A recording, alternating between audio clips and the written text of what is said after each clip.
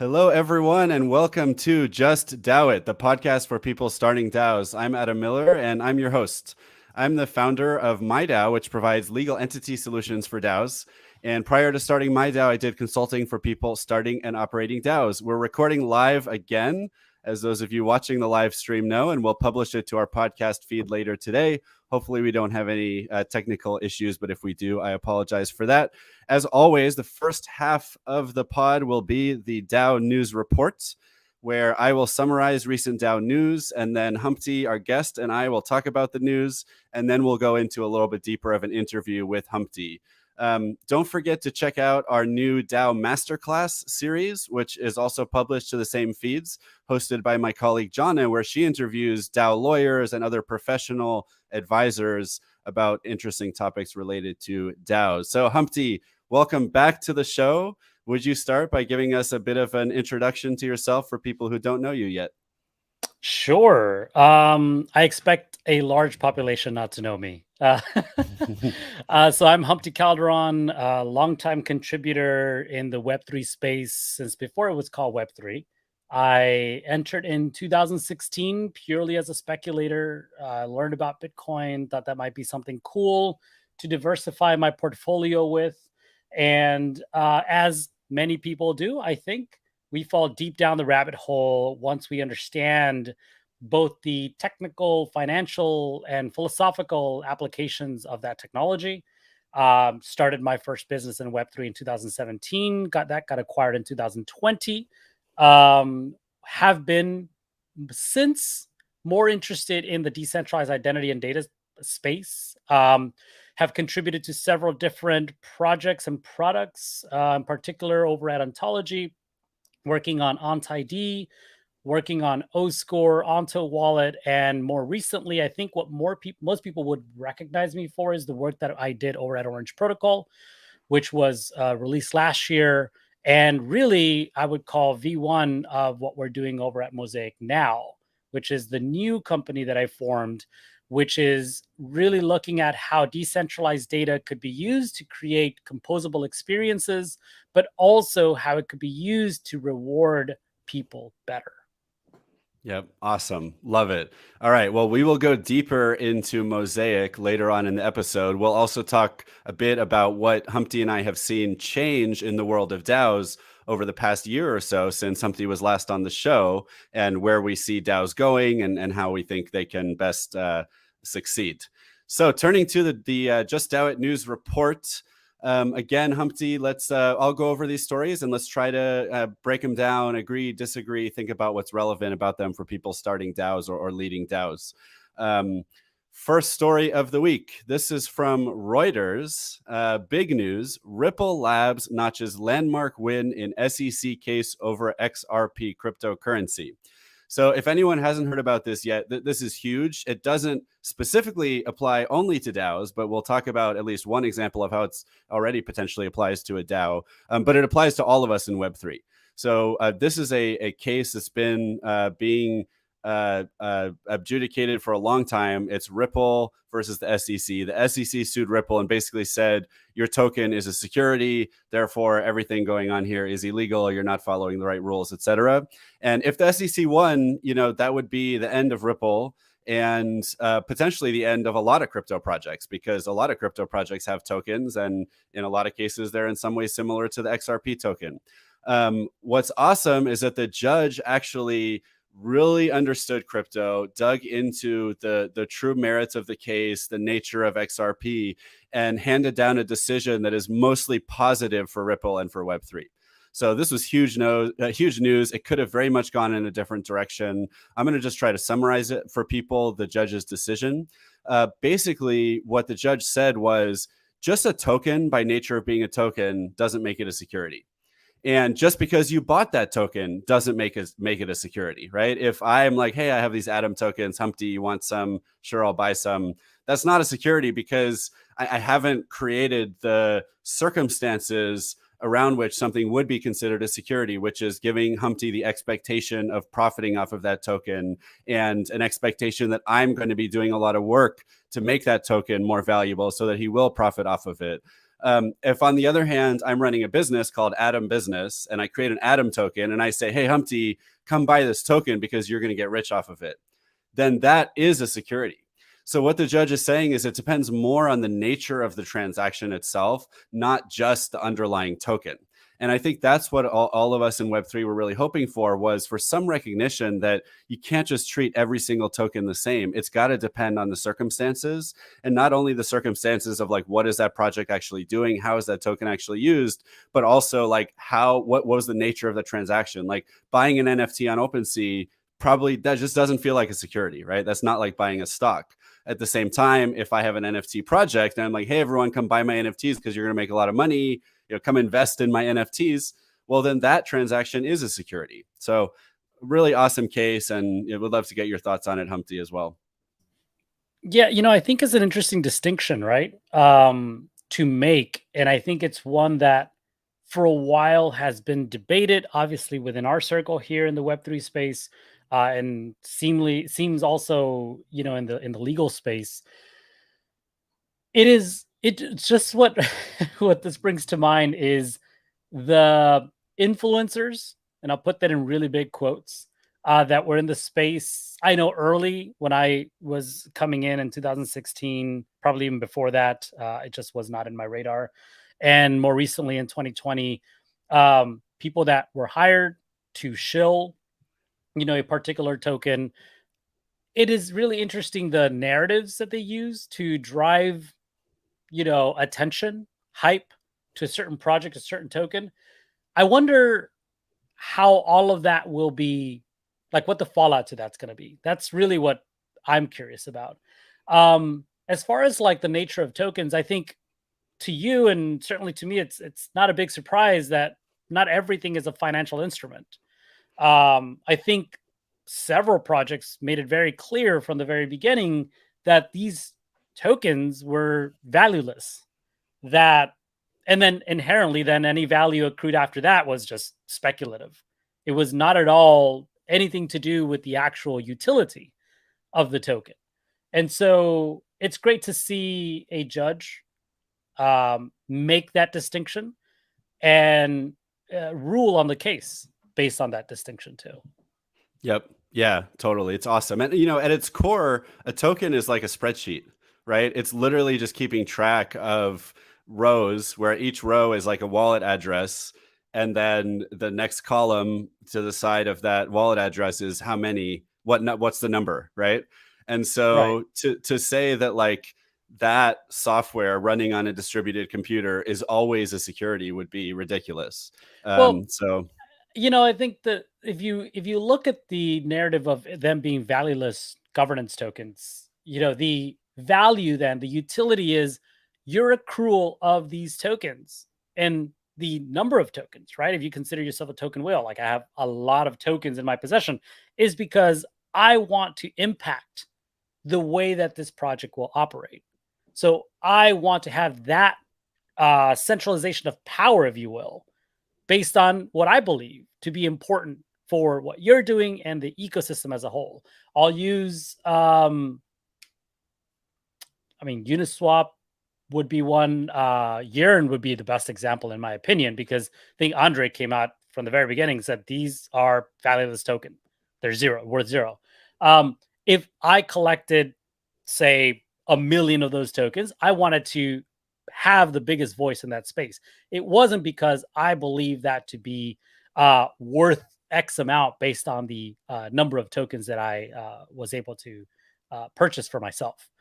So that's just really interesting. And then to maybe even riff on that a bit more, Andre himself didn't even have any tokens allocated to himself. He had to ask the community, pretty please, if they could issue more tokens afterwards so that he himself, who was building this, could have a voice in that governance. So it's just really interesting overall to look at how we are now able to make that distinction. And hopefully many more projects in the future can be very clear from the beginning so that they also fall within the utility case and not the security case, which I think for most projects is the way that they're being used.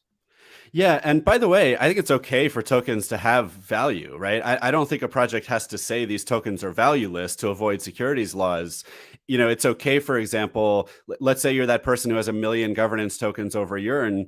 There is some value in having the right to govern Yearn, right? Have 1% or 10% or whatever it is. And I actually think this is one of the really cool innovations or transformations that's coming from DAOs, is we effectively now have nonprofits with a market cap, right? Nonprofits that can sell something like shares, but that all it represents is governance rights, right?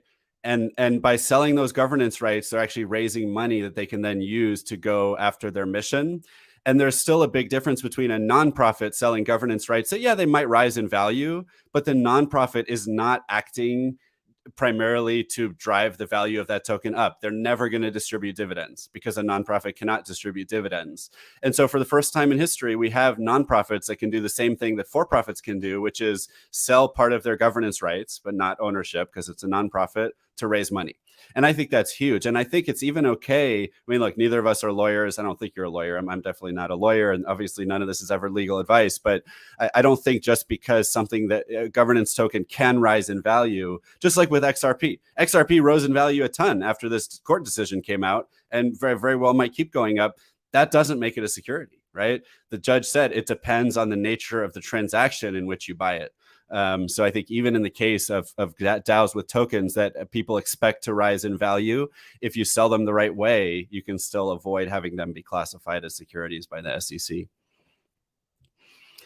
All right, the next story, which is very related because it's about the SEC and a DAO.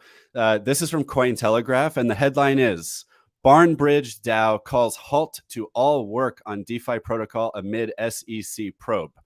So what happened here was a person in the Discord said, hi, I'm Douglas Park. I'm the duly elected legal counsel to Barnbridge DAO. I'm letting you know that the Securities and Exchange Commission is investigating Barnbridge DAO and individuals associated with the DAO.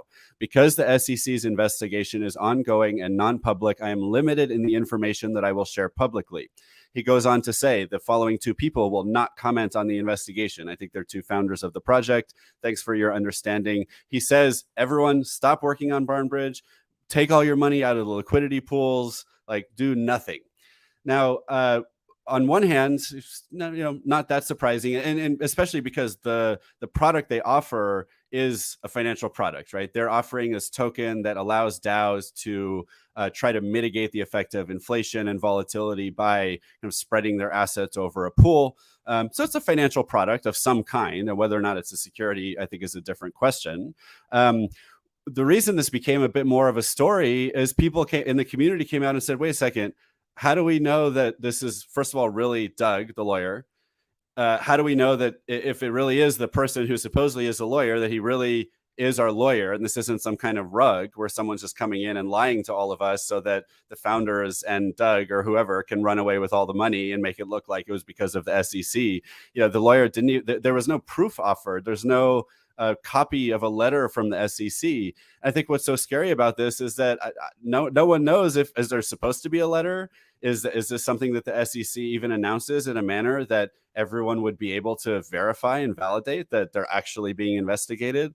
So it's lots of unknowns here. And I think this is one challenge that does come up a lot in DAOs, at least when shit really hits the fan, is like, how do you know that the person you think you're talking to in Discord is really the person that they say they are in the first place? And if you don't know that, how can you really know anything else? So that's where a lot of the drama is coming from, and curious to get your thoughts. I wonder actually even if Mosaic, the project you're working on, is part of a solution to this kind of problem.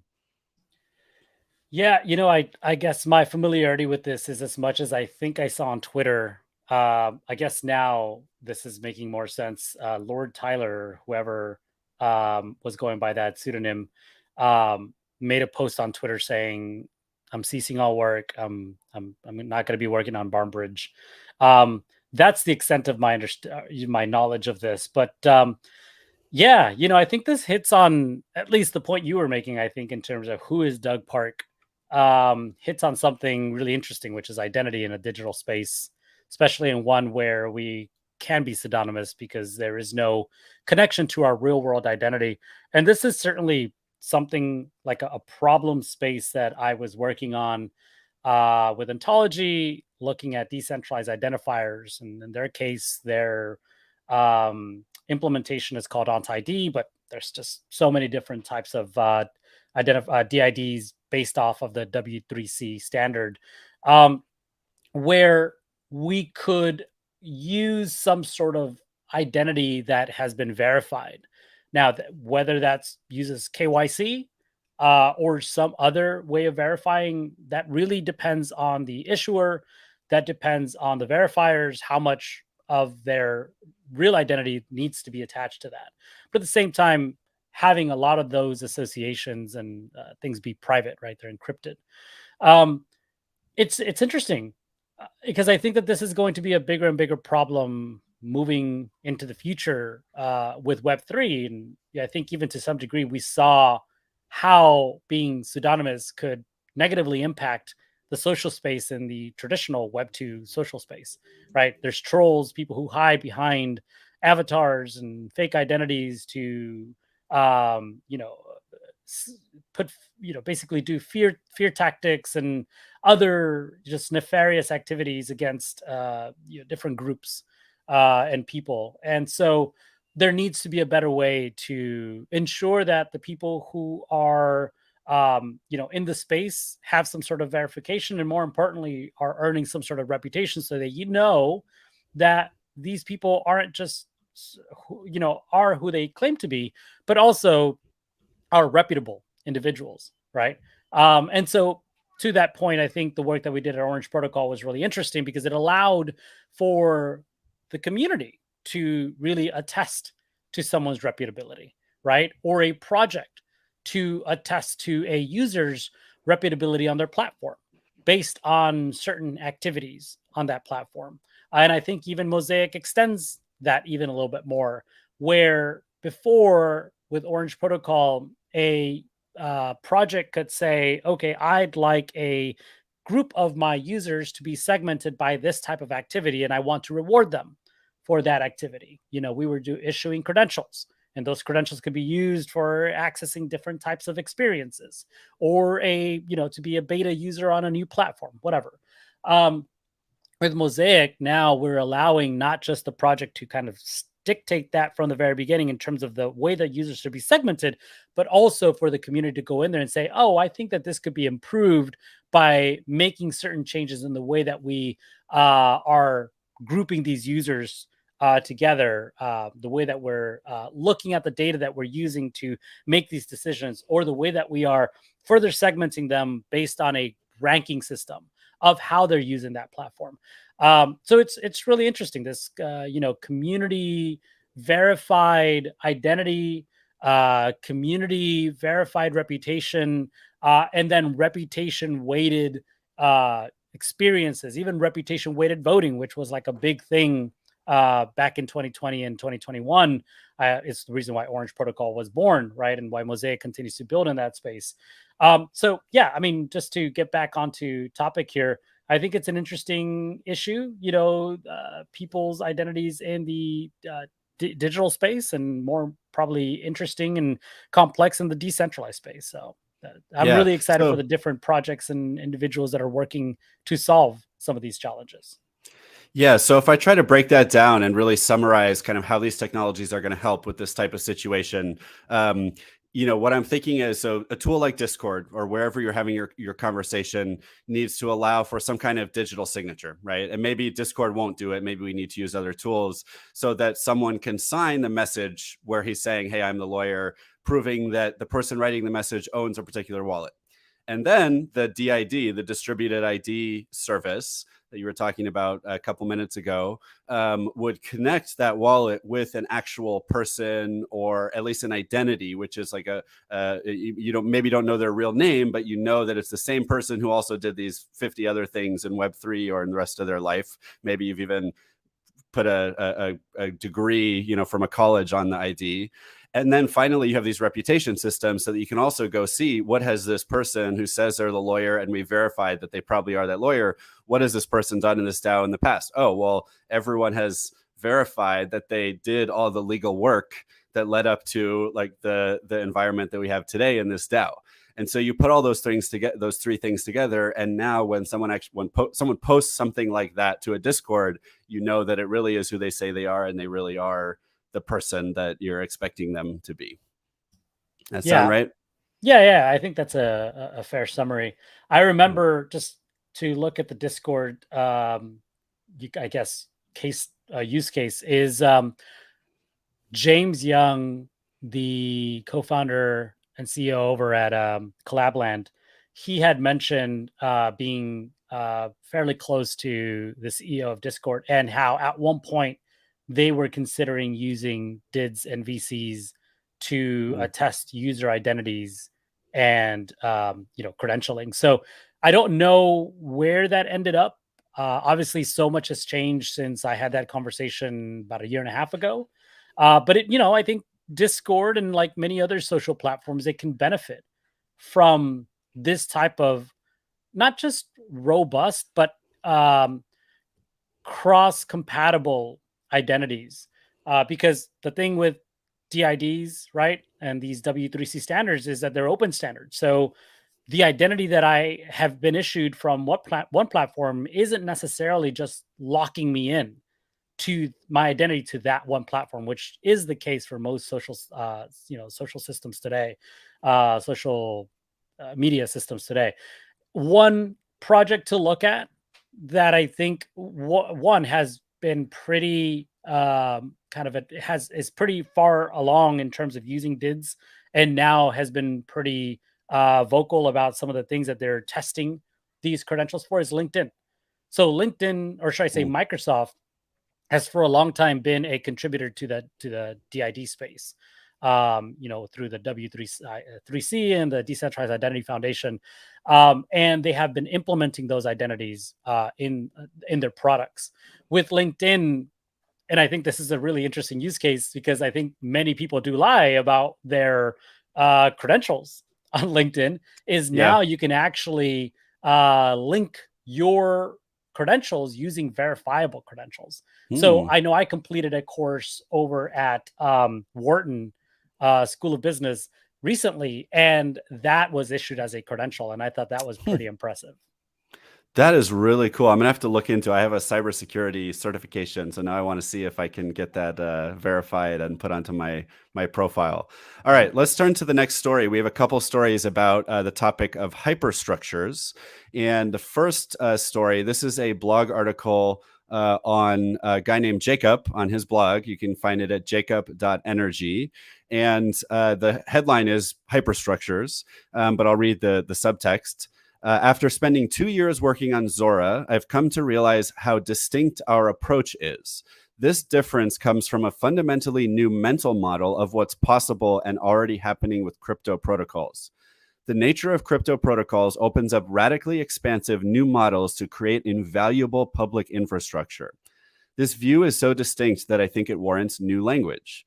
In this essay, and it's long, I outline the concept of hyperstructures, what they are, how they work, and why they will be the basis of the internet for the decades to come. So I want to give, and actually, let me read one more thing, which is the definition of a hyperstructure, according to Jacob. Crypto protocols that can run for free and forever without maintenance, interruption, or intermediaries. Okay. First of all, Zora is a for anyone who doesn't know, is a pretty well-known project or organization in Web3 that's built a lot of really interesting things, including the infrastructure for Nouns DAO and the Nouns Builder, if anyone wants to check out that really interesting model for DAOs. What Jacob goes on to talk about is something that I've thought about a bit too, although I haven't given it a name. And I've talked to some leading lawyers in the space as well, including a guy named David Kerr, about this topic, which is there is a difference between a protocol which is governed, which I think is what Jacob's calling a hyperstructure here, and a DAO. And the difference, in my view, and taking some things from this article and from my prior conversations, is intention. And so I like that Jacob calls this a mental model. He's not saying this is necessarily like a legal opinion or something. It's a mental model.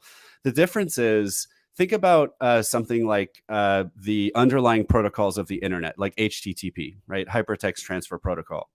HTTP is not an organization. It's just not. It's a protocol, which is like a tool, a shared tool that we all use literally all day, every single day, and all of our computers and AIs use as well, even when there's no people involved. And HTTP needs to be governed. So there is a group of people that gets together and votes on making changes to the protocol so that it can improve over time. But that group isn't necessarily an organization, right? It's just stakeholders in the project, in HTTP, in the protocol, that govern its future development. And I think what is being described in this article is an on-chain version of HTTP. So it's a protocol that, unlike HTTP, because it's on-chain, can be governed through cryptographic voting, where it's literally impossible to upgrade the protocol without all of the stakeholders, which instead of being, I would guess HTTP has 25 or 50 stakeholders or something. In the case of a protocol on chain, it's very free effectively to allow 1 million or 10 million or 1 billion people to govern that protocol together. And that still doesn't necessarily make it an organization per se. I think what makes something a DAO, right, decentralized autonomous organization, is when that group of people thinks of themselves as an organization, which usually means they're coordinating together in some structured way, and usually means they have a treasury, right? So like HTTP doesn't have a treasury, right? Certain protocols on chain that are governed by a community don't have their own treasury. But I think if you include a treasury and a group of people managing that treasury with some kind of process, that's where it's a DAO as opposed to a quote unquote hyperstructure. And I think a lot of hyperstructures have DAOs involved, right? A lot of protocols, there's a foundation, there's a DAO, there's a development company or an operating company. You may have a number of legal entities involved with different purposes. So I think this is a useful mental model. I guess to me, the name hyperstructure sounds so big. And yet, to me, having a protocol that's simply governed by its stakeholders actually sounds kind of simple and small in a really beautiful way. So I'm not sure if I would go with the term hyperstructure, but I definitely think it's an interesting distinction. What do you think, Humpty? Well, first of all, I appreciate you introducing me to new things to read. So I think your pod is pretty fun for that. You always kind of share different articles that come into your gravitational pull, and then you introduce them and have these discussions live. This is the first time I hear this term being used. So considering it was published early last year, maybe didn't catch on. Or maybe I'm in the wrong circles, and I need to expand my own network of people that I'm talking to. But yeah, I mean, I think this idea of protocols that run forever, that are maintained by a group of people who are not necessarily having to be in the same room, but are distributed around the world and can do so cryptographically, I think is incredibly powerful. And I think that's the reason why blockchains and blockchain technology is such an incredible space to be building in, and really valuable, in my opinion. Technology that will power much of the internet as we know it in the future. Because, as you said, there's protocols that exist today that have been in operation for decades, that are fundamental to the way that we interact with the internet, with the web. If your question is, how do these overlap, or do they overlap at all with DAOs in general, or where the overlap is with DAOs? Yeah, I mean, I think I remember it was fascinating when I first learned about DAOs. And I would say DAOs in the terminology of DAOs, because I've been working on DAOs since 2017, before they were called DAOs, right? Or at least before I knew what DAOs were. But yeah, what really attracted me, the gravitational pull of DAOs, was that there was a way for people to organize in a decentralized fashion and be able to come to an agreement based on shared interests, shared values, and having some mechanism to make those decisions. So the cryptographic proofs, or in this case, maybe token voting, would be one way of achieving that. And so, yeah, I mean, for me, I think that DAOs are a great facilitator of this technology. And certainly, I think I made a tweet about something similar months ago, weeks ago. I don't remember.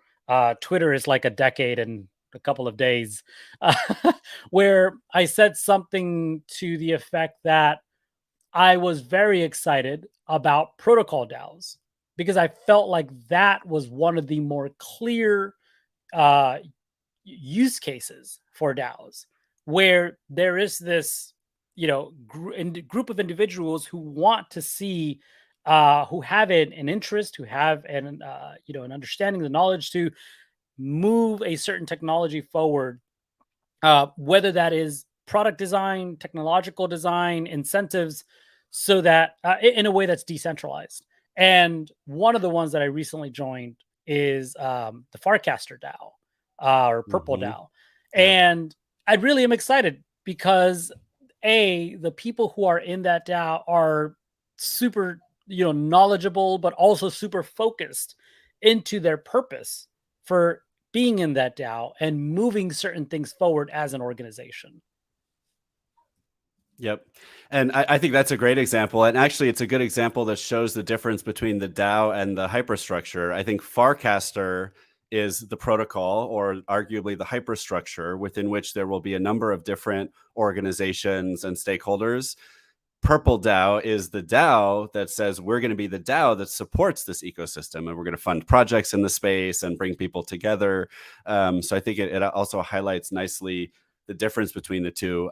The second article, and I had not noticed that other article was from a year ago, so thanks for calling that out. The other article is actually from last week, and it's called On-Chain Hypercultures, the Context Fermentation Window. So this article builds on the idea of hyperstructures, but talks about hypercultures. And I think for me, it highlights one of the really cool things about Web3, which is the following. So we're mostly building technology. Like if you just look at the history of blockchain so far, it's mostly engineers and developers. It's not only, but it's mostly developers, engineers building technology that makes new things possible. But fewer of the people who are like, oh, here's a technology that made something new possible. I have an idea for that new possible thing, and I'm going to try to make that happen. And I think one of the new possible things that Web3 and crypto has made possible is these much more distributed forms of not only organizations and hyperstructures, but even cultures, right? The ability for a group of people to organize enough that you can have this emergence of a new type of global culture and sub intercultures that never could have existed before the internet and before blockchain. It is just so cool. And to me, it's very similar to the nature of DAOs, how DAOs make it possible to have organizations that are much more democratic than any organization that came before. That doesn't mean you have to do that, but that's the new possible thing that thanks to the technology of the DAOs, people can now go after. So we also got a question from the live audience. Thanks, Joshua Hale, one of my favorite crypto lawyers, asks, how does a DAO like Purple and Farcaster work together without either becoming overly burdensome on the goals of the other organization? So I think it's a great question. I think I don't think I have an answer. I think this is maybe a good rhetorical question for just all of us to think about. But I also think it's something you figure out over time, right? So the Purple DAO, for example, was not even started by the same people who started Farcaster. In fact, I think the founder of Farcaster only recently joined the DAO. Each ecosystem is different. In a lot of ecosystems, the founding group of like 1 or 5 or 100, whatever people says, okay, we're going to start the foundation, we're going to start the DAO, we're going to start the protocol, we're going to build the app from a development company, and then we'll open it up to the whole community. In this case, you have the founders of Farcaster who work for a private company that raised money from VC, working on the open protocol and building the first app. and they didn't even start. They didn't start a DAO. To my knowledge, they had no intention of doing anything like that. But a different group that was really passionate about the product came together and said, "We're going to start this DAO." So I think it kind of emerges naturally. But anything you would add, Humpty, in terms of answering this question? Well, actually, so to clarify, I think a point that I made earlier, and I think it's been kind of surfaced in this question, is there is a difference between a protocol DAO and a community DAO, right? So the protocol DAO, at least in the way that I think that was being defined in the hyperstructures article, would be if Farcaster itself as a protocol would decentralize and exit to community, as they say. And now the community is operating that protocol and the changes that are being made on that protocol. What Purple DAO is, and to the point that I think you made very clearly, is Purple DAO wasn't even something that the founders and builders of Farcaster were intending or even started, only joining recently. I wasn't even aware of that. I thought they were at least like member numbers 7 and 8 or something like that. But to that point, I think it really draws attention to this idea of the value of community and the significance of community in Web3 products and protocols, where there are different stakeholders now that can have a voice and can have that voice represented to make changes in these private protocols. And so I would say that as Farcaster continues to grow, these stakeholders, which include me now in the Purple DAO, as a user of the platform, can make my my desires, my feelings heard and amplified by other people who believe the same thing as me, and then having the protocol itself, make sense of that and say, okay, I see the community's asking for this. Let's put it through the protocol DAO, or if they're not decentralized yet, make those decisions as a group of centralized developers to say the community is making these demands.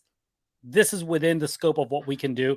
Let's go ahead and build that, right? So I think there's also a differentiation that can be made in terms of the different types of DAOs that can operate within a protocol or product, right? In terms of the decision making and the power that they have as well. Yeah, interesting. All right, I'm going to turn to the next set of news articles. And these are all kind of related to DAO design, the nature of tokens. So I'm actually going to go through all three because we're getting a little bit low on time for the news segment. And then Humpty, I'll let you choose where you want to weigh in so you can listen for your favorite article. So first of all, this one's from Cointelegraph. And the headline is, Token Hoarders Defeat the Purpose of Most DAOs Study. The study also showed that decentralized organizations work best when they're built around a tight-knit group of focused participants. One of the reasons I thought this was interesting is that those two things sound kind of non-compatible to me. That these statements don't align. So one is saying small, tight-knit group of focused participants, which sounds to me kind of like token hoarders, right? It's like the small group of people has all the tokens. And then they're saying token hoarders defeat the purpose of most DAOs. I think there's a lot of gray area, and that's where probably most DAOs do live, which is you can have smaller groups of people that are most focused and interested in and contributing to the project. And you can have a lot of other people around that are not the token hoarders and they don't have the most vote, but maybe they're contributing in a small way, or they just care about supporting the project financially or whatever it is. So interesting statements made in that article.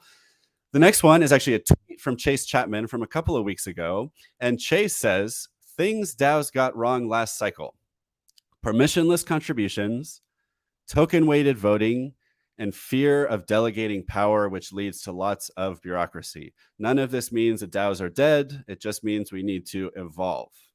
Okay, interesting. Turning to the third story in this section, this is a tweet from Loop, which his or her handle is LoopXNFT. And Loop says, and I'm going to paraphrase because this is actually a essay post, which I guess you can do on Twitter now. The nouns DAO has a big problem, and it's bad. The most crucial part of a high-functioning DAO is a fair vote, but right now there's something that's threatening this. So the author of the tweet, essay, thread, it's not a thread, whatever we want to call it, post, first summarizes Nouns DAO. I'm just going to say, and we've talked about this a little bit on prior episodes, that Nouns DAO is a very successful DAO in the sense that there are about 400 members and $60 million raised from those members. And they've also spent a good amount of money. It's a popular DAO. The DAO has spawned something called Nouns Builder that lets other people create DAOs using the Nouns model very easily. People like to say it's as easy as like clicking, one button. Having gone through the process a couple times, not quite that easy, but still, it allows you without writing any code to launch a DAO that's a lot like Nouns. And a lot of people have done that, including Purple DAO. That's the way Purple is run, which we were just talking about. So the problem is that people are auctioning off their votes. That's the problem that's mentioned in the article. And we've heard about this type of thing. I think it is it Curve? I may be forgetting. One of the big DeFi protocols, they actually built auctioning off your vote into the system from the start. And the reason they did that was they said it's something people can do, whether we like it or not. It's a free market. You can sell your vote, you can buy a vote. So let's just build it in the system from the beginning so that it's transparent, so it's done in a structured and trackable way. And then, at least we have some visibility. And that's actually what's happening now with Nouns, is that there is a project that's being built that allows Nouns builders to pool and auction off their votes, so that you could have you could theoretically have 51% of the DAO. I don't think this is the intention, but 51% of the voters could come and say, we're going to auction off our 51% of the votes to the highest bidder, right? And someone comes in because they want to take over the whole Nouns DAO and becomes the highest bidder and buys all those votes. So kind of going in the direction of where I think Curve, if I'm remembering correctly, has gone. So we can see this is an example of what Chase mentioned and what that first article mentioned from Cointelegraph, where there's challenges related to the way we're doing DAOs today in terms of tokens, in terms of how do we delegate, in terms of people gathering a lot of tokens together. So Humpty, where do you want to pick and choose to comment on these few stories? Yeah, so these are really great points. And I'll try to summarize all of them as best I can. So this idea of decentralized organizations working best as tight-knit groups, I think one thing that really helped me understand DAOs and how they can be more efficient, Reinventing Organizations is a book written by Frederick Laloux. It's an old book. Really from the perspective of decentralized organizations like cooperatives. And there's tons of examples in that book in terms of high functioning decentralized organizations and some of the things that enable them to work efficiently and successfully.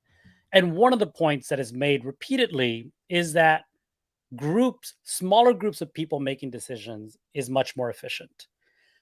That doesn't mean that a decentralized organization needs to be comprised of just one small group. I think one thing that we can see improving in the future is how let's call it a DAO with like hundreds of members, thousands of members, can create governance run by different groups of people who have interest and knowledge about a very specific area of operation, and then having them govern that.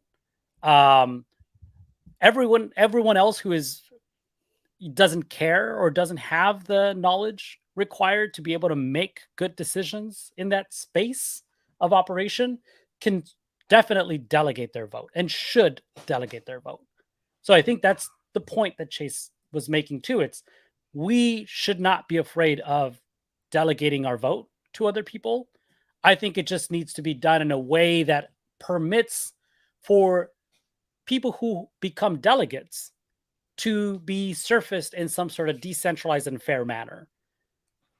So many things that we see today in terms of like stewardship is the same people going across different protocols and becoming the top delegates because social equity, right? I am more popular. I have visibility across social media. I have visibility across another protocol. You will recognize me. And because of that, you will make an assumption that I am a great delegate, a great steward for this protocol. That is not necessarily true. That just means I have a bigger platform. There could be someone else that has equal or more knowledge and could be a better delegate if they don't have that social equity. So they're unable to become voted or delegated to. So we need to surface these individuals better, especially as in these large DAOs, if we want to segment, voting by different subgroups. And I think ENS was doing a pretty good job at this at one point. I haven't followed them very closely recently, but they had different sub DAOs, right? They had the meta governance, and then they had the protocol, and then they had the social aspect in terms of like how they would use their funds and so on. And I think that's kind of getting close to what I'm trying to say here in terms of like how you can start decentralizing the different types of governance, and then how you can start creating different delegates within these sub organizations within that DAO. In terms of like buying and selling votes, this goes back to what I was talking about with Orange Protocol. And again, potentially what we could be doing with Mosaic is this reputation weighted voting, right? That moves away from just token systems for validating your worth as a voter or as a delegate. We need to be able to get more information about my value to an organization, to a protocol, based on other activities that I am participating in or contributing to, within these organizations, and have that influence the value of our vote. So just because I have one token doesn't mean that I'm not equal to or better than someone who has 100 tokens at that role. So hopefully I answered all three through this example of how we can be improving some systems. And please read Reinventing Organizations. Such a wonderful read. Yep. Awesome. And I actually haven't read it, so I really need to check that out. Thank you. All right. The next story, we'll just do one more. This is another tweet, and it's related. It's from Optimism, which goes by Optimism FND, which is the foundation for Optimism. And Optimism says a few days ago, "It's a beautiful day to learn more about DAOs. This thread will explore the age-old challenge of accountability, which, according to Lala Lavender's research, is something many DAOs struggle to solve for. Here are some key findings from the research." And I'm just going to skip the key findings, actually. It's long and people can check this out. Let's actually just use this as a way to segue into the next part of the conversation with Humpty, which will be an interview. The question here is, how do we solve for accountability in DAOs? So do you want to just, Humpty, share your thoughts on that? And then we'll do a little bit of a reset for the second half of the episode and take a step back and ask you a little bit more about your journey. Sure. Did you want to probably be a little bit more specific of what you mean about accountability in DAOs? Yeah, sounds good. Okay, so let me read the first few tweets from the thread. So starts out, "A strong strategy is nothing without solid execution. DAOs, just like corporations, often struggle to bridge this gap. DAO leaders can't just publish a vision and expect the DAO to enact it any more than, any more than developers can write a white paper and expect the DAO to build it. Almost all DAOs analyzed in this research have experienced a problem with accountability firsthand. Many have expressed concern that a lack of execution allows more centralized competitors to beat them. So, how can we ensure that ideas are carried through to execution? DAOs have a few options, including incentivizing speed, experimentation, and competition. Some ways to do this are establishing a doocracy, where initiatives under a certain threshold are automatically funded. I haven't heard doocracy defined that way before. Or constrained delegation, which empowers small groups to manage larger budgets via multi-sigs, giving these groups full autonomy over execution." Okay. So it sounds like the issue here is getting stuff done. They're saying, and they seem to imply that in a lot of DAOs, someone writes a white paper and then expects it to come true, or other people to work on it, everyone comes together and says, "Let's go do this cool thing," but then it just kind of doesn't happen in the same efficiency that a centralized startup could do the same thing. So, How do we address these challenges? I tried to do a quick eye scan and all this, and I pride myself on being a fast reader, so I went through the whole thread. And thank you for sharing this, because first of all, I want to just recognize Optimism for being a pioneer in the decentralized organization and governance space. I am very proud to say that Mosaic is launching on an Optimism first. And that is very intentional, because a lot of what we are doing is influenced by many of the things that they've innovated and introduced into the Web3 ecosystem. I think Optimism has done a fantastic job of iterating where many other really incredible projects, started. I remember what Gitcoin did with its token distribution model and governance system, and ENS then iterated on what Optimism did it and continues to do in terms of the retroactive funding and airdrops. I think that's the future, right? In terms of how we're going to be rewarding people for sustainably building on a protocol. So hopefully that also touches a little bit on what we talked about earlier when it comes to decentralized protocols and governance and activity and participation within those. So because of that, Mosaic is building there first. The point that's being made here, I think, is really supporting the statement I made just moments ago, which was there needs to be hyper-focused groups that understand a given problem best, compared to maybe the majority of people in that organization, to take on these very specific challenges and solve them. And there needs to be systems that incentivize people fairly for the work that they are going to contribute, but also hold them accountable for the work that they're going to contribute. Because it's really easy, and I've seen this, because, I don't know if I mentioned it early on, but when I really learned what DAOs were in early 2020, or in 2020 sometime, I went full in. I remember I joined 100 plus DAOs because I was like, this seems like my vibe. I've been working in this space for years now, and now there's a word for it and people are getting excited about it. I want to build here. This is my home. And so I joined a ton of DAOs and almost immediately exited a lot of them too, because I was like, yeah, this is a mess. This is not, resonating with me. But some really stood out, and I would say dozens. I stayed in dozens of them and have since streamlined to maybe under a dozen.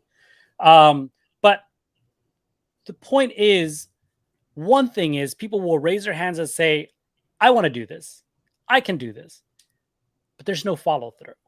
And some of that is because the incentives are lacking. There's no way of properly incentivizing or good systems for incentivizing people for the work that they're doing. And two, there's no accountability for the work that they promise to do. And we'll give them all the money up front and very little work gets done. Or we'll give them some money up front and still pay them in the end when the work is not of high level.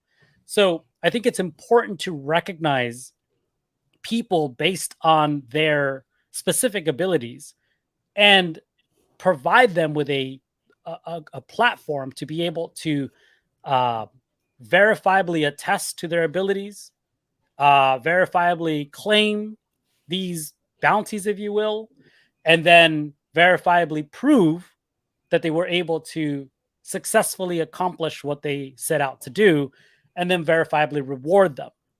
And I use these words verifiably very intentionally because I think that's the whole point of decentralized identity, decentralized reputation, is there should be a way to signal individuals from a crowd based on their contributions and be able to reward them in a way that is consistent with that activity, with those contributions. I think much of the problems with DAOs through today has been the fact that they operate in a way where only a few people can make these decisions. And if you're not loud enough, if you're not popular enough, you won't be seen, you won't be heard. You don't have a platform. You need to build that social equity yourself.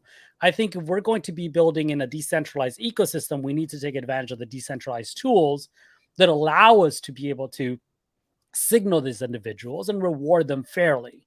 So, yeah, I think part of the problem of accountability is not being able to identify the people that should be working on this work.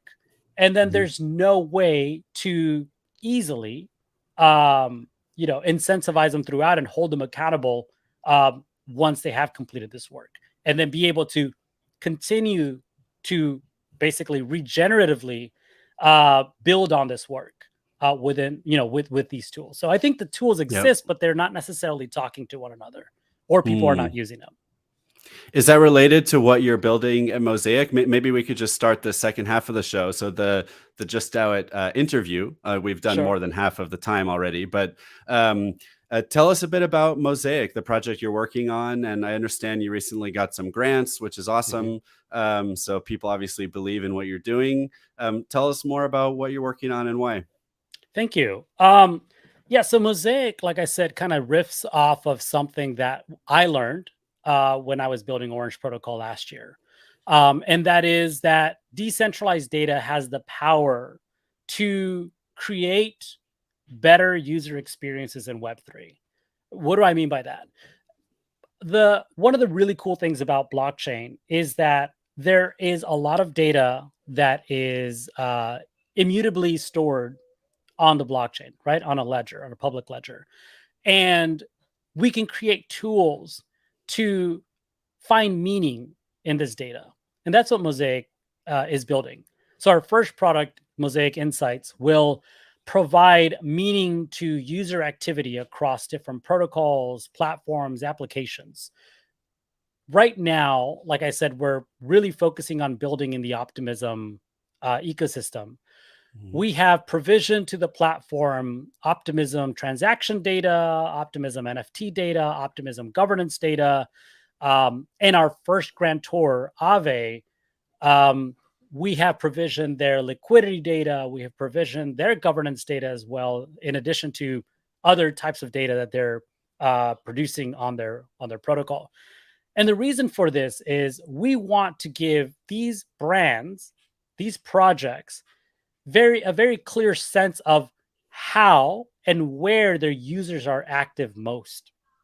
And the Mm. purpose of that is so that either they can create products that better serve their community, or so they could create better incentives for onboarding and retaining users Mm. in any of these different products or platforms. So with Aave, for instance, we are providing them a set of insights that allow them to visualize how people are using their liquidity protocol in terms of the assets that they are lending and borrowing from that platform, their repayment history, right? All of this information allows you to paint a better picture, Mosaic, about your Mhm. user, right? Mhm. So, with that better picture, you can create better incentives to retain those users, or to show other users, maybe from a competing product, that you are Mm. willing to put money up front to reward people based on very specific usages of your platform. Hmm. And I think in the traditional SaaS space, in the traditional Web2 space, customer acquisition, customer retention, there are systems in place to be able to onboard and retain people and identify how much value you find in each of these different areas of your business, and put together systems to reward people financially to continue using the platform in a way that is significant to you. Mosaic is taking that same concept and is doing that for the Web3 space using on chain and, quite unique to us, off chain data too. So Hmm. we're presenting a user's activity through both of those different sources of data. Hmm. And I'm excited to continue to work with more projects that are working on optimism to create a much more kind of powerful picture of how users are using the optimism ecosystem in general. So being on Optimism, does that mean you're only pulling data from the Optimism chain and off chain? Or is that what you mean by kind of being on Optimism first? Yeah. So at this point, we're a small team, and we would love to say we're going to pull data from all the chains But even at Orange Protocol, where we had a bigger team, that was just not impossible. That was not possible. We ended up pulling data from Ethereum, Polygon, and BNB chain. And some of those came with grants, not all of them. But it was supported by a much bigger developer team. With Mosaic as a small team, we are having to be more focused so that we can generate more value from the time that we're spending on building this platform. The other is, of course, as I mentioned, our values very much align with the values of optimism too. So it just makes sense for us to start there. We do believe that the optimistic superchain, as you know, they've written, is going to be where a lot of the L2 growth is going to happen in the future. We're already seeing that with different projects choosing to fork the optimistic roll up and create their own. We're in talks with projects like Metis. We're in talks with, projects like Mantle, all of which are using the optimistic roll up to create their own L2. So starting with optimism makes sense because we can then retool much more easily and support other optimistic compatible L2s in the future. Interesting. Yeah, I've even heard about L1s deciding to become L2s on Ethereum instead, using the Optimism stack. I don't remember which one it was just this past week. Polygon would be an example. Oh, yeah. Well, I guess they're using ZK, but I think it might be a combination, I may be wrong here, of Optimistic and ZK as well. Okay, interesting. Cool. So going back to what Mosaic does, so it sounds like it's much broader than just DAOs, right? This is for entire projects to be able to understand their ecosystem, their users, how their users are interacting with their platform or their protocol with other protocols. Is there also a use case for DAOs? I mean, I'm just thinking about some of the problems we were talking about earlier. Is there also a use case for a DAO to use this, for example, to know which people to hire as contributors or who would be good people to delegate to? So yeah, absolutely. Just because we're building on Optimism doesn't mean that we're not building for anyone that's using tools on Optimism or some other chains in the future when we integrate them. DAOs are a significant customer in that they have tools that operate on chain. So to better understand your community, we need to be able to be more informed in terms of how your community are using these tools.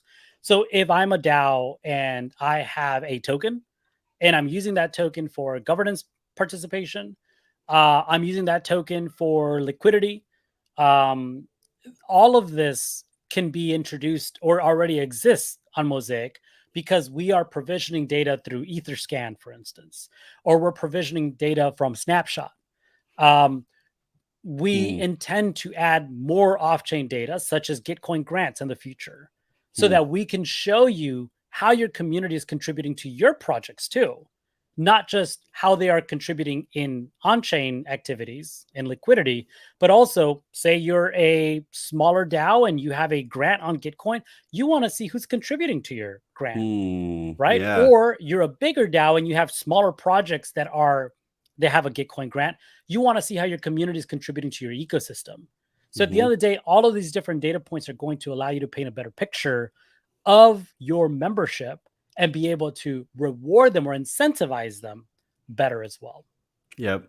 So have you guys thought about business model yet? I'm thinking it's probably too early, but I'm thinking it'd be very different working with like an Aave versus a small DAO, like Purple DAO that wants to maybe understand its users better, maybe even just a person that wants to, try to figure out what's going on chain for their own purposes. Have you thought about how you're going to sell the product to different people, or is that coming down the road?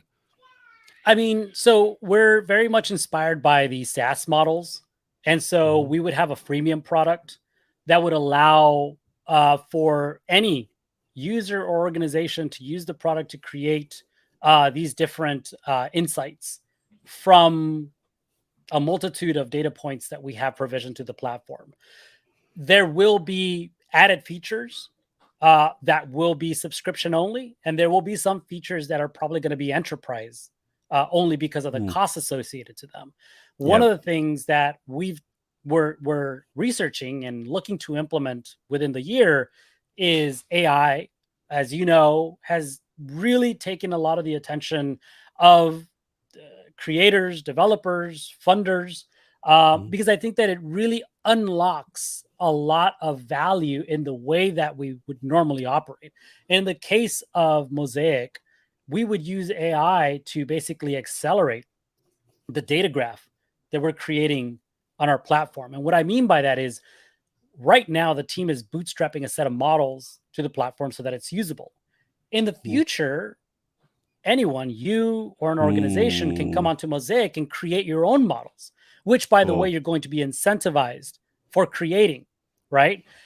And then AI will basically accelerate the creation of those models, because each model, by the way, is creating another point in a data graph that shows my activity, Humpty, on Snapshot with Optimism and Snapshot on Aave, for instance.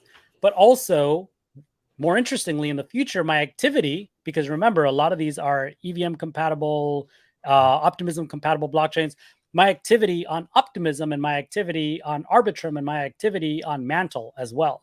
So it's really to our benefit and our customers' benefit to be able to see that grow and become a much more denser data graph where I can have a better understanding on how different users are using different applications.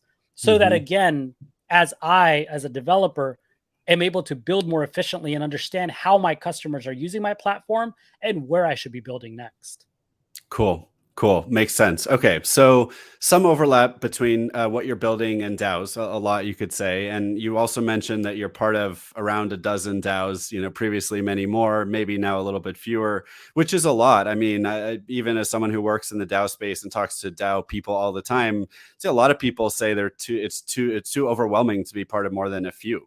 And I know I do have trouble keeping up with all the ones I would like to keep up with. Either way, it's cool that you're part of so many.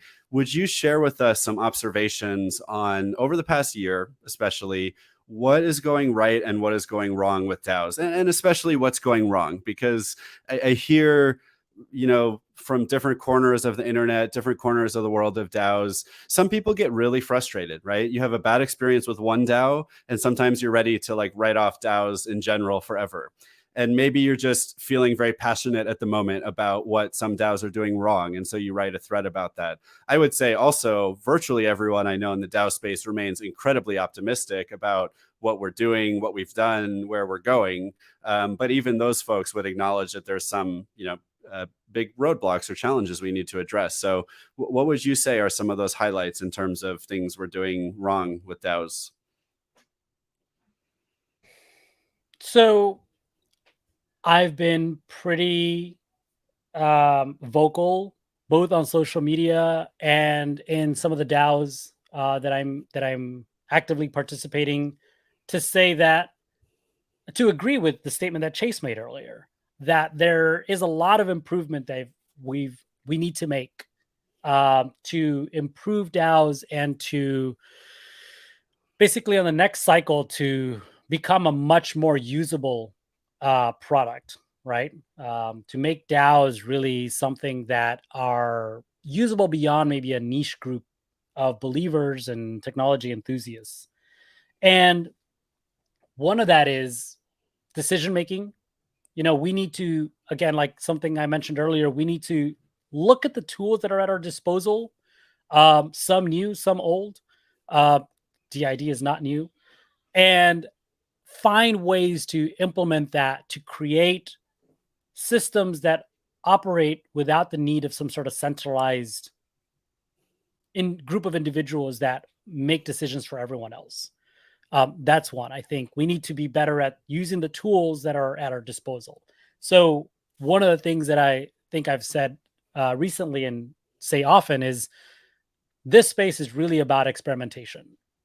We are nowhere close to being done or having anything of significance.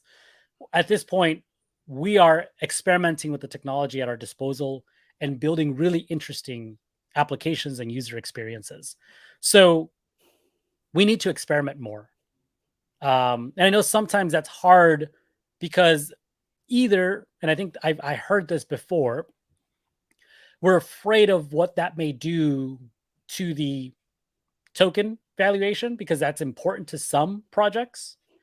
And the other is and I think this is probably more true now than before, is there isn't enough incentive, right? Because a lot of the token valuation has plummeted to many of these projects.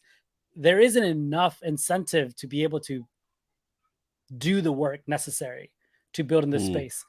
And to that, I would say, if we are starting primarily with the idea of how we can pay people to do this work, we're starting off on the wrong foot already. Reinventing Organizations, again, this book that I talked about earlier, maybe actually a different book, and I'll have to look it up and share it with you later, talks about the role that incentives play in, these maybe they didn't use decentralized systems, but they used another word, where if you pay someone to do something, their incentive to do something will now be the financial instrument or financial gain. If people are doing something because they believe in what you're doing, they believe in the value that they're extracting from that is the fact that they're being able to contribute in something that is aligned to who they are. That's where we should be starting. And I mean, I've experimented with this myself. As you know, I run the Crypto Sapiens podcast, and Crypto Sapiens is, for all intents and purposes, a sub DAO of Bankless DAO, right? So we operate with the same token that Bankless DAO operates. We have the bank token, and the bank token is not worth very much right now, unfortunately. So the incentives that we can provide our membership are very few, right? And we can't say we're going to pay you $1,000 per day. That's basically our treasury. That's just impossible. So what we had to do is we had to be very clear about our values and our belief systems, why we're building the platform that we've built, what the types of contributors that we would like to be associated with our project, with our product, the types of individuals that we bring onto the stage to speak, have a platform, share the platform with them, and then basically have that permeate the entirety of the product, of the organization. And when people join, the first thing they say is, how can I happily do this for free? And again, it's important to understand that I'm not saying that they should do it for free. It's that their purpose for contributing isn't because how much can I earn from doing this? The first thing they want to do is they want to participate, they want to contribute, they want to be active in this project because they believe in the vision, the mission, the values of the project. With that base, anything else is a cherry on top. It's like, look, here's our treasury. I'm being very transparent about it. It's available on our multi-sig. You can see how very little we have. Okay. But we want to share this with everyone as best as possible to make sure that their work is being properly incentivized beyond that you want to do it. And so having transparent systems for being able to share the reward mechanism and rewards themselves, but also allowing for the ownership and decision-making to be done by those same individuals that are doing the work. At the very beginning, it was really just me saying, okay, great job. Here's some bank. Great job. Here's some bank. But then I started realizing that people were coming in for the bank. They were like, oh yeah, I want to do this job. How much is it worth? And I was like, no, that's we're going in the wrong direction. And so within the last year, we've been kind of pivoting to this new system that I've just kind of described. And people are coming in and saying, I want to contribute because I believe in the work that y'all are doing here. And I want to be a part of that work. I want to have that badge that says I am a Crypto Sapiens contributor on my chest and wear it proudly. And so now these individuals are also advocating for and verifying each other's contributions and saying, hey, maybe more of this and less of that, because these are the milestones for the project. And that's what's going to be able to get us to reach those much more efficiently and quicker. So Sorry, I want to share your question. No, it's great. I love it. It's a couple really great points about what's going on in the space of DAOs, and certainly one challenge we have, whether we call it a failure or just the nature of things is that all our tokens are worth less, right? I think one of the really interesting things I tell my friends and family and acquaintances about crypto, they always, for the first thing is, oh, let me show you what tokens I bought, or I haven't really wanted to buy any tokens, which to us, it's like, no, that's not what I'm saying. That's not why I brought up crypto. It's not just about the tokens. At the same time, because almost everything in crypto is financialized, like every project, nonprofit, for-profit, volunteer, whatever, because we all have tokens, and that's part of how we fund our work. When the market goes down, stuff in crypto goes down 5 times as much, however you want to quantify it. And so all of us are struggling right now with the lower value of all of our tokens. One thing I want to mention, because I've always thought this is very interesting, about the topic of paying people for their work versus not paying them, or just thinking about what it is that's motivating them. So for my undergraduate thesis, I reviewed literature on basically this topic.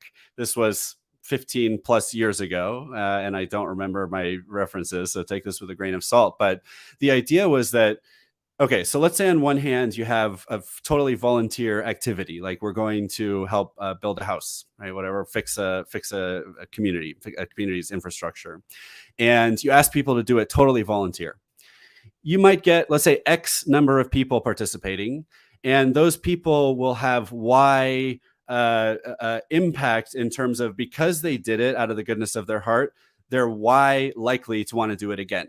Because just doing something creates this, I guess, like a confirmation bias in your own head. It creates the conditions for you to actually believe even more in the thing. And then you come back and you volunteer again. So there's this positive reinforcement loop that happens with volunteering. Now, on the opposite end of the spectrum, let's say instead we had said, hey, we're going to give away a free we're going to pay you $100 an hour for all this work. You're going to get like 100x people coming, or maybe 10x. You get way more people coming to the event. But then you completely eliminate that Y effect, which is actually convincing these people that they like the activity and making them want to do it again. And so you're not having that same positive reinforcement loop. And so the optimal scenario is somewhere in between, where you're not paying people anywhere near $100 an hour, but maybe you're giving them like a free jacket, for example, a cool looking jacket or a t-shirt, or maybe free food while they're there. That will get more than X people to come, right? Maybe 2X, without reducing Y at all or by very much. And so you're still having the positive reinforcement loop with more people participating from the start. And so somewhere in between for each type of project or activity is the optimal point of reward for this type of kind of volunteer oriented, kind of mindset or organization, where you are encouraging people to come with incentives and you have the positive reinforcement loop. So I wonder if Bankless actually finds itself somewhere around the optimal point in that regard, in terms of, there being some reward, but still this kind of psychological effect. Maybe I'll just bring up one criticism I've heard from other people. I don't 100% agree with, but there's something to it, which is it unfair or privileged, certainly privileged of us to say, hey, we want to do something where people work for free, or they want to work for free, when there are a lot of people in the world who can't afford to work for free. Any thoughts on that point of view? I mean, how do you reconcile that with the desire to be around, the type of people who want to volunteer because they're great people? 100% agree with the statement that it is not fair to ask people to work for free. And I think that's why I stated earlier that it is about starting with the goals and values alignment first, and then creating the incentive mechanisms second. Because if you start with the incentive mechanisms first, again, it's just a financial play. How can I make money doing this? And it's fair that some people want to make money doing this, but I don't believe that that should be the primary influence for you wanting to do something, especially in this space. I think people should understand the project or the organization that they wish to associate with.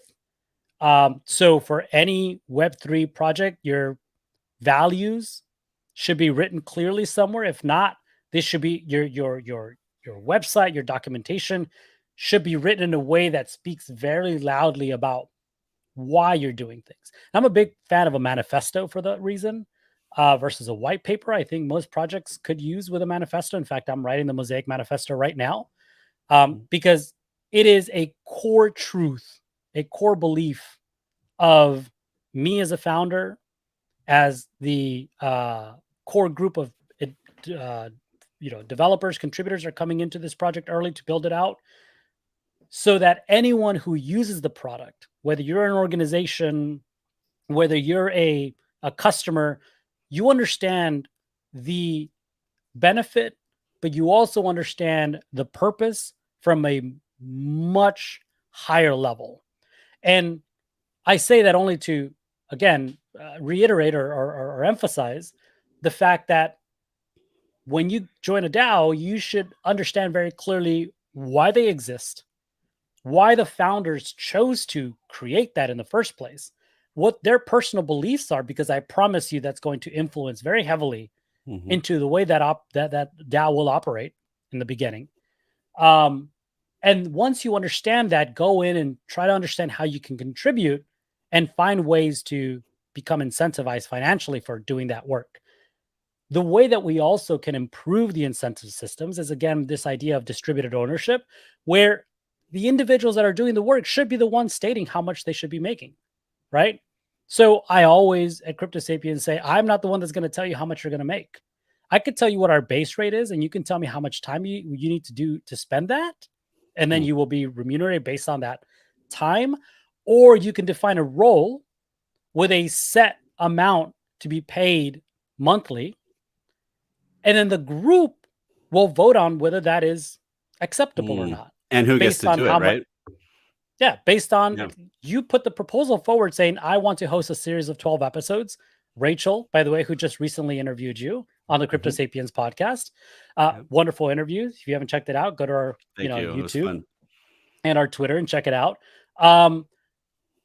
She put a proposal forward for the new series, basically to lead the podcast, and said, I'm going to be doing the 12-week season. Here's how much I need to get paid for doing that. Put it forward to the group. The group said, looks good. We have it in the treasury. We need it because Humpty doesn't have the time to run the podcast like he used to. He's busy building Mosaic. Now we have a second producer coming in. And I said, Rachel set the bar now in terms of how you need to present what you're asking for and what you want to do. And the group will vote on it, right? We don't have a token, but we're a small enough group. We're like 6-7 people. And we go, that looks good. We have that in the budget. Let's go. Or, you know what? We need to make adjustments because you're not going to be producing it live, or you are going to be producing. Like all of these variables, now the group has a say, and the individual doing the work is the one stating what their value is to. Yep. You know, I also think if we think about just going back to this problem of asking people to work for free or partly for free, I think a lot of DAOs they're not just replacing traditional organizations, right? It's not just a new way to do a for-profit startup or a new way to do a nonprofit company, right? A lot of DAOs are somewhere in between companies and communities. And it can also be one or the other, but the space in between, I mean, even people in the poorest places in the world, they're not getting paid for everything they do, especially in community, right? They effectively volunteer, whether they think about it that way or not. They might do stuff at the local school. They might help out with stuff around the community. Certainly a lot of the social endeavors that they engage in, or sports or whatever it is, right?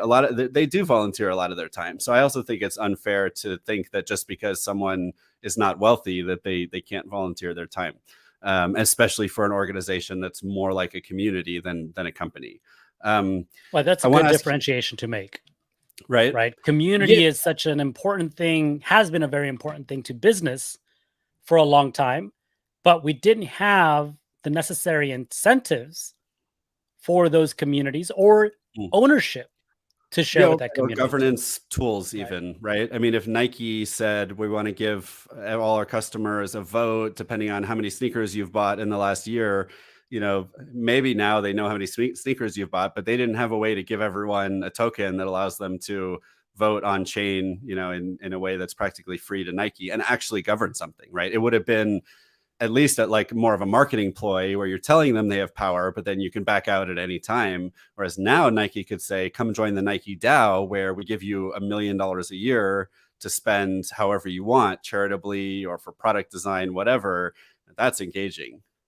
So a bit of a, not a shill, but a bit of a looking to the future.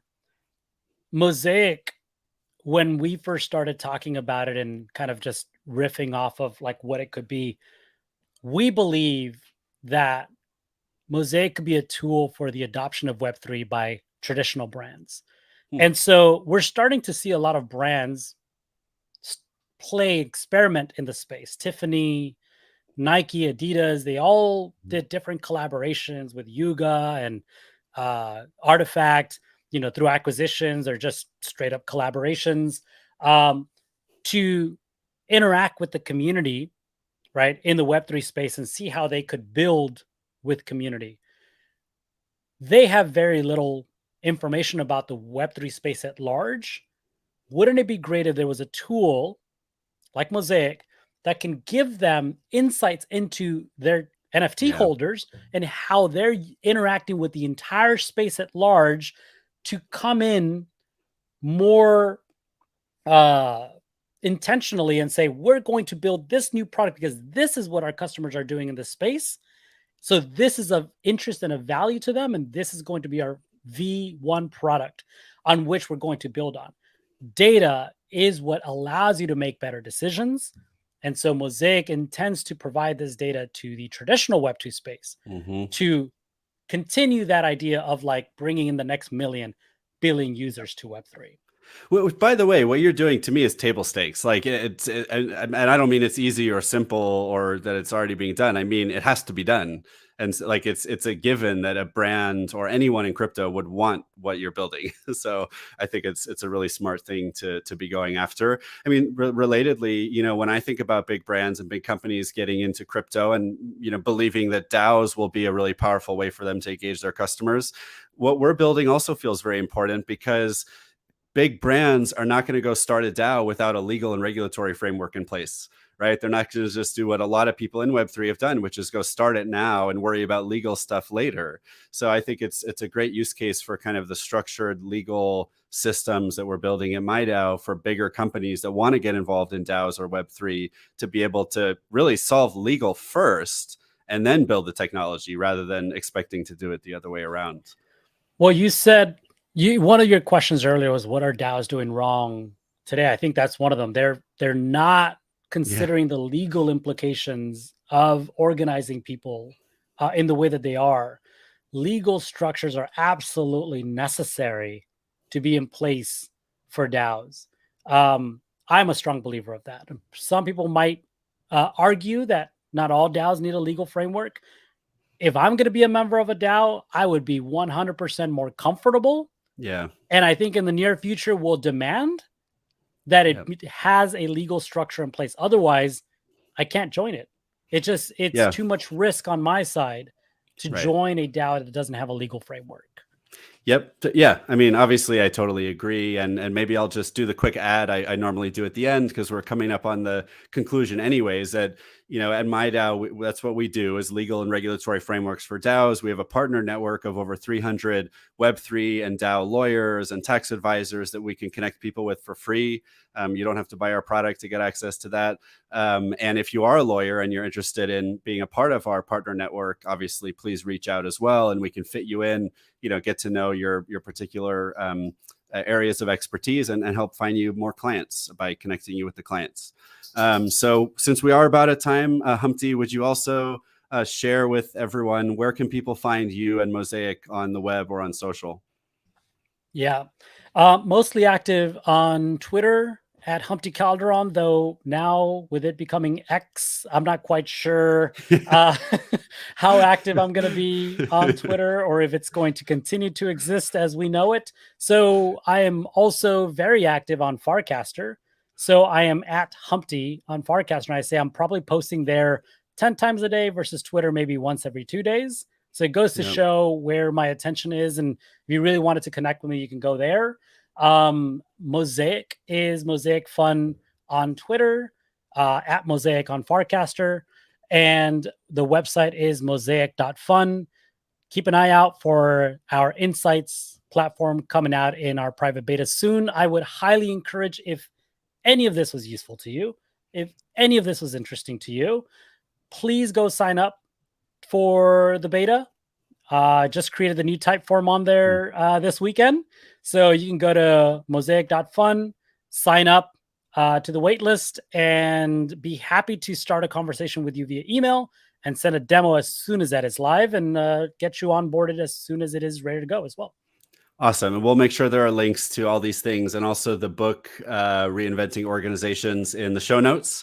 A really awesome conversation. If people want to find me on social, I'm also on Farcaster at The Thriller. And by the way, if anyone needs an invite to Farcaster, because it's almost open, but not completely open, let either of us know. We probably both have enough invites to go around. And on Twitter, which I only, during this episode, I was like, why do I have all these X's on my tabs? Like, what is this thing? I didn't realize I visited this website. Oh, that's Twitter.